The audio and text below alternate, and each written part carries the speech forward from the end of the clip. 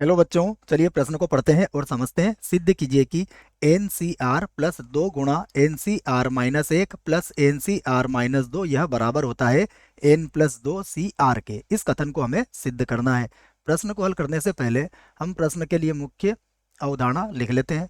तो इस प्रश्न के लिए मुख्य अवधारणा जिसकी सहायता से हम इस प्रश्न को हल करेंगे, मुख्य अवधारणा में हम एन सी आर का एक गुणधर्म लिखेंगे और उसी की सहायता से इस प्रश्न को हल करेंगे। देखिए, हमें जानकारी होना चाहिए कि एन सी आर एक सूत्र है ये, plus N C R plus 1, ये बराबर होता है एन प्लस 1 और सी आर प्लस 1 के।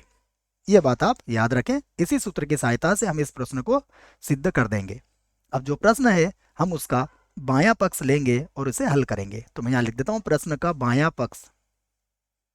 बायां पक्ष, बायां पक्ष क्या है? देखिए, ये लिखा हुआ है एन सी आर प्लस 2 गुणा एन सी आर माइनस 1 और plus N C R minus 2, ये लिखा गया है।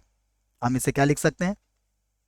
हम इसे लिख सकते हैं एन सी आर और प्लस ये 2 बार है तो इसे लिखेंगे N C R minus 1 plus एक बार और लिख देंगे एन सी आर माइनस 1 और प्लस ये हो जाएगा एन सी आर माइनस 2।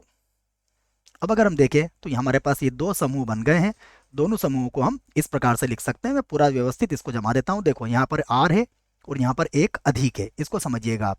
तो हम यहाँ पर क्या लिखूंगा? मैं इसको इस प्रकार लिखूंगा एन सी आर माइनस 1 और प्लस इसे लिखूंगा एन सी आर और इसे मैं अलग समूह बना लेता हूँ।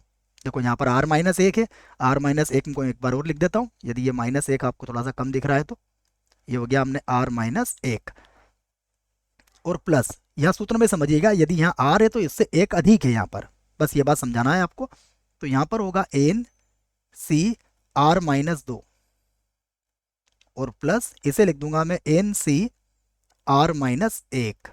एक समूह मैंने इधर बना लिया।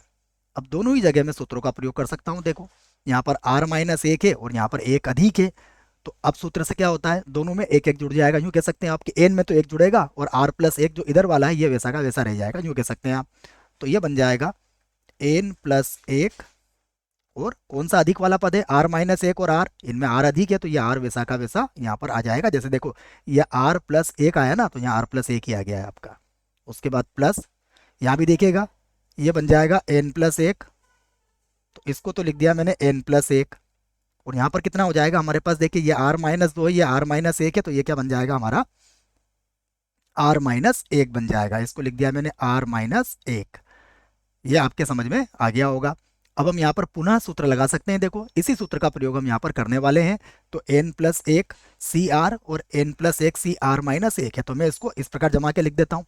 यहाँ पर मैं इसको लिखूंगा N plus 1 C R minus 1 और प्लस ये हो जाएगा एन प्लस 1 और सी यहाँ पर लिख दूंगा मैं आर, ये एक अधिक है। अब इन दोनों में भी जब हम सूत्र लगाएंगे तो बराबर क्या हो जाएगा? ये देखो, एन प्लस 1 में एक जुड़ जाएगा तो ये होगा एन प्लस 2 और सी इसमें क्या आ जाएगा? आर आ जाएगा। अगर ध्यान से देखें तो ये क्या है हमारा? ये हमारा दायां पक्ष है। क्या मिला हमें? ये दायां पक्ष। तो सिद्ध हुआ, यहाँ लिख सकते हैं आप कि हमने इस कथन को सिद्ध कर दिया है, अर्थात सिद्ध हुआ। आशा करता हूं बच्चों आपको इस प्रश्न का उत्तर समझ में आया होगा। धन्यवाद।